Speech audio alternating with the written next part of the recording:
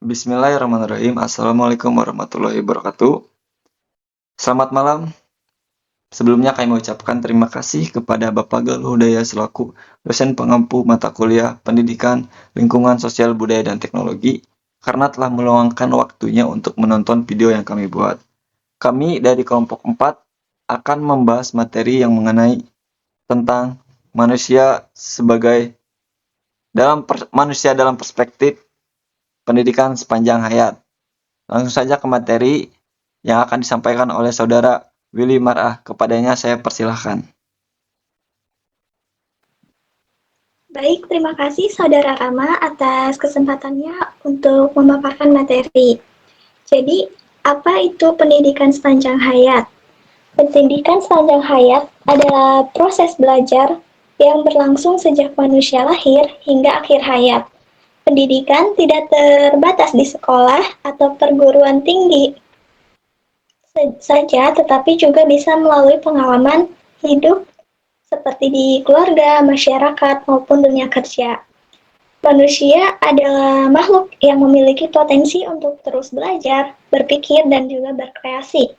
Potensi ini tidak langsung habis pada usia tertentu, tetapi akan terus berkembang seiring berjalannya waktu.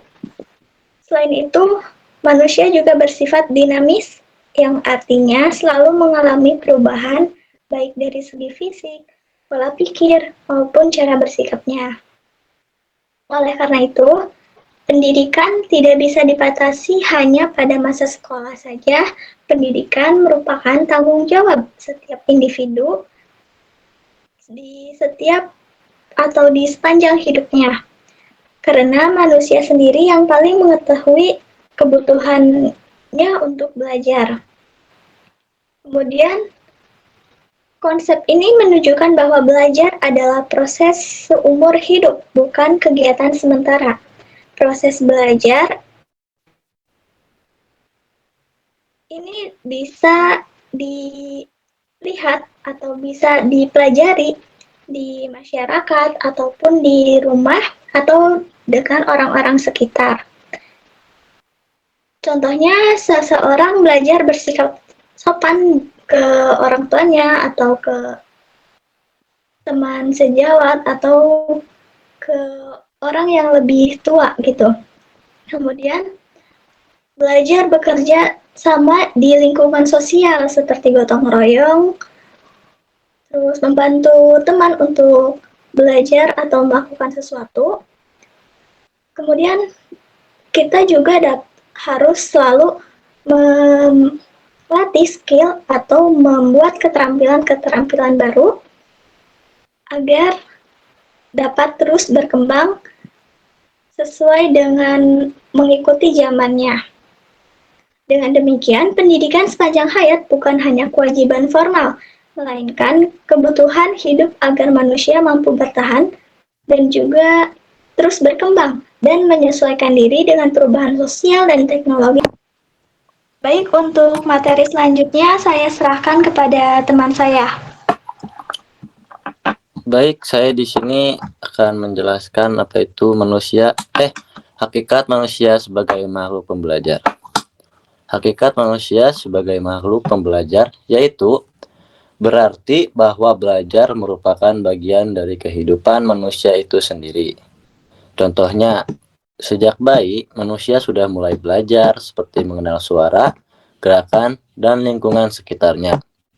Ketika tumbuh dewasa, manusia belajar melalui pengalaman, kesalahan, serta interaksi sosial. Bahkan kegagalan pun menjadi sarana belajar yang penting bagi manusia.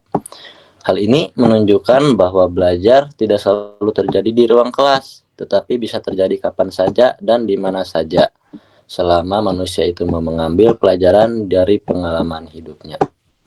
Selanjutnya, ada tujuan pendidikan sepanjang hayat.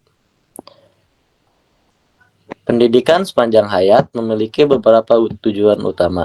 Yang pertama adalah untuk mengembangkan potensi manusia secara optimal, baik potensi intelektual, emosional, sosial, maupun spiritual. Yang kedua, untuk membantu manusia menyesuaikan diri dengan perubahan sosial dan teknologi. Di zaman yang serba era digital seperti sekarang, kemampuan belajar terus-menerus menjadi sangat penting. Yang ketiga, untuk meningkatkan kualitas hidup individu dan masyarakat, sehingga manusia dapat hidup lebih mandiri, produktif, dan bermakna. Cukup sekian, materi selanjutnya akan dilanjutkan oleh teman saya. Oke, saya Diana Puspitasari akan melanjutkan materi selanjutnya, yaitu ciri pendidikan sepanjang hayat. Berlangsung terus tanpa batas usia, fleksibel sesuai kebutuhan individu, dapat terjadi kapan dan di mana aja.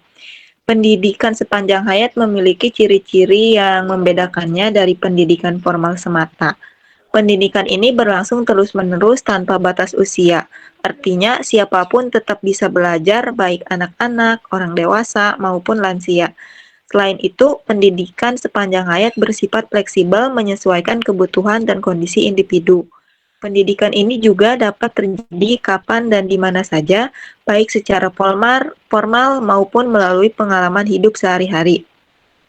Selanjutnya, jalur pendidikan sepanjang hayat ada 3, yaitu pendidikan formal, pendidikan non-formal, dan pendidikan informal. Jalur pertama adalah pendidikan formal, seperti sekolah dan perguruan tinggi yang memiliki struktur dan jenjang yang jelas. Jalur kedua adalah pendidikan non-formal, seperti kursus, pelatihan, atau kegiatan pengembangan keterampilan di luar sekolah. Jalur ketiga adalah pendidikan informal yang berlangsung dalam keluarga dan lingkungan masyarakat, seperti belajar nilai moral dan sosial. Ketiga jalur ini saling melengkapi dalam proses pendidikan sepanjang hayat. Oke, mungkin itu dari saya. Untuk selanjutnya akan dilanjutkan oleh pemateri selanjutnya. Baik, untuk selanjutnya yaitu ada tahapan kehidupan dalam pendidikan sepanjang hayat. Pendidikan sepanjang hayat berlangsung pada setiap beberapa tahapan pada kehidupan manusia. Yang pertama ada pada masa anak-anak, pada masa remaja, pada masa dewasa, dan terakhir pada masa lanjut usia. Pada masa anak-anak, pendidikan berperan dalam membentuk dasar kepribadian dan kemampuan berpikir. Dan untuk pada masa remaja, pendidikan membantu individu mengenal jati diri manusia dan mengembangkan kemampuan berpikir kritis. Pada masa dewasa, pendidikan berfokus pada pengembangan keterampilan hidup dan profesional. Sedangkan pada masa lanjut usia, pendidikan membantu untuk menjaga kesehatan mental serta kualitas hidup. Lalu ada implikasi pendidikan sepanjang hayat. Nah, pendidikan sepanjang hayat memiliki implikasi dalam kehidupan manusia. Pendidikan ini membuat manusia lebih terbuka terhadap perubahan dan inovasi, sehingga tidak mudah tertinggal oleh perkembangan zaman. Selain itu, pendidikan sepanjang hayat mendorong manusia menjadi pembelajar yang mandiri, yang aktif untuk mencari pengetahuan. Pendidikan juga membantu mengembangkan kemampuan berpikir kritis dan kreatif dalam menghadapi berbagai tantangan kehidupan. Baik, mungkin cukup sekian materi dari kami. Kesimpulannya yaitu manusia dipandang sebagai makhluk yang terus belajar sepanjang hidupnya. Pendidikan sepanjang hayat menjadi sarana utama untuk mengembangkan potensi, meningkatkan kualitas hidup, dan membentuk manusia yang adaptif terhadap perubahan zaman. Pendidikan sepanjang hayat membantu manusia memahami bahwa belajar tidak selalu bersifat formal, tetapi juga dari pengalaman hidup sehari-hari. Mungkin cukup sekian presentasi dari kelompok kami. Saya ucapkan terima kasih karena telah menonton video ini sampai selesai. Dan kami juga mau meminta maaf karena presentasi yang kami lakukan tidak seperti kelompok lain dikarenakan saudara kami yaitu Diana sudah pulang kampung di Brebes. Oke, cukup sekian. Terima kasih. Wassalamualaikum warahmatullahi wabarakatuh.